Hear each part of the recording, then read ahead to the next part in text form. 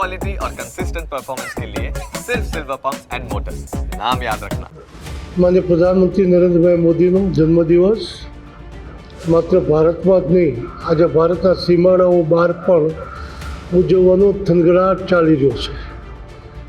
એવા સમયે માનનીય પ્રધાનમંત્રી નરેન્દ્રભાઈ મોદી જ્યારે ગુજરાતમાં મહામંત્રી હતા, મુખ્યમંત્રી હતા અને આજે વડાપ્રધાન છે, એની સાથે મહામંત્રી હતા ત્યારે સંગઠનમાં હું મંત્રી તરીકે કામ કરતો હતો, જ્યારે મુખ્યમંત્રી હતા ત્યારે મંત્રી તરીકે કામ કરવાની જવાબદારી મળી અને વડાપ્રધાન છે ત્યારે દેશની સર્વોચ્ચ સંસ્થા NCOI અને દુનિયાની શ્રેષ્ઠ સંસ્થા ઇફકોના ચેરમેનની જવાબદારી નિભાવેલી છે। ત્યારે અનેક વખત મોદી સાહેબ સાથે પ્રધાનમંત્રી તરીકે મળવાનું થાય, કામ લઈને જવાનું થાય।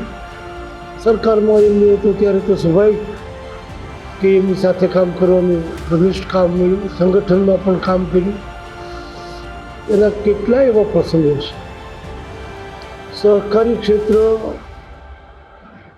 એ ભારતીય જનતા પાર્ટી ખ્યાલ નથી આવતો એવી વિપક્ષ જ્યારે વાતો કરતા ત્યારે નાફેડ ખર્ચામાં જે પરિસ્થિતિ કોંગ્રેસના સમયે લગભગ કરોડો રૂપિયાનો ગોટાળો કર્યો હતો અને કોંગ્રેસના સમયમાં નાફેડને વહીવટદાર તરીકે નિમવાની પ્રક્રિયાઓ શરૂ થઈ ગઈ હતી।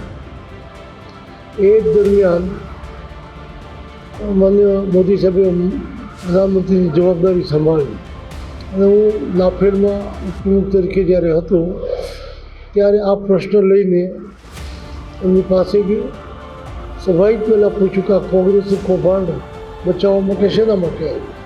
હું કોંગ્રેસના કૌભાંડને બચાવવા નથી આવ્યો, નાફેડને બચાવવા આવ્યો છું।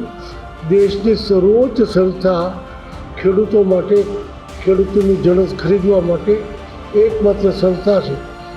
જો એ ખર્ચામાં જતી રહી તો દેશના ખેડૂતો મુશ્કેલીમાં મુકાય। અલગ અલગ ચર્ચાઓ થઈ અને ચર્ચાઓના અંતે એમણે શું કરવું જોઈએ અને મારા તરફથી શું શું આપવું જોઈએ એ બધી વિગતોના આધારે હું પુનઃ બધી એમણે કીધેલી વિગતો લઈને ગયો અને ત્યાર પછી એમણે જે મદદ કરી ન ભૂતો ન ભવિષ્ય એ રીતે નાફેડ છેલ્લા 7 વર્ષથી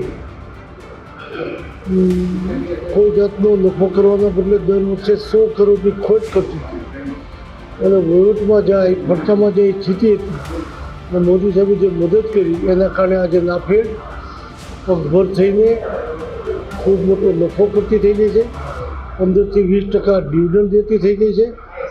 આવી સંસ્થાને બચાવવાનું કામ અને મોદી સાહેબે જે કર્યું છે ક્યારેય ભૂલી શકાય નહીં।